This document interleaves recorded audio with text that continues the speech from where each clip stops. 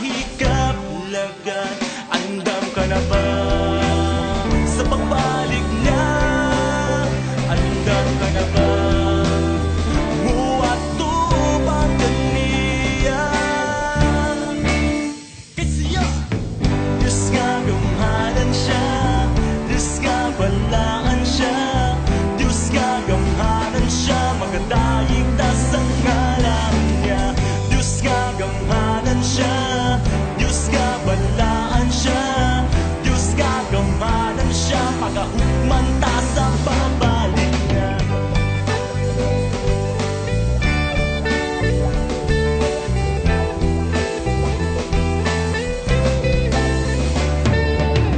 Nasayod ka ba sa pagbalik sa Ginoo?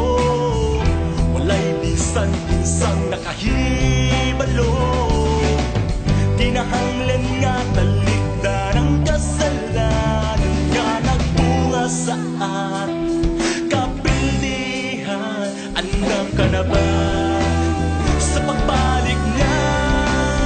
Andam ka na ba muat tubang kaniya? Kasi Diyos nga gamhanan siya, Diyos nga balaan siya, Diyos nga gamhanan siya, magadaig tas ang ngalan niya.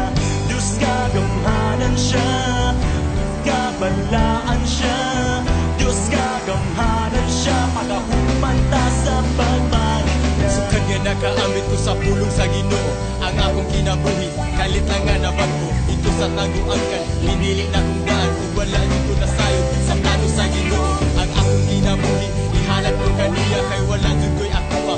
Bisan lang usan o kini akong ginhawa, kinigikan kaniya ug tungkol sa nagunyang lupa. Akong giluwas niya pagka maayo niya sa tanan nga panahon. Kung ano na ko'y problema iya yung pagkasubaron. Mga problema wag na ngunya, kay dili siya gusto nga mag-uol ta. Mga buta na kanta, pinaagisa, imong kahibulungan. O Diyos nga nabing gamhanan, mga bako na kalakaw, pinaagisa, imong kaluoy.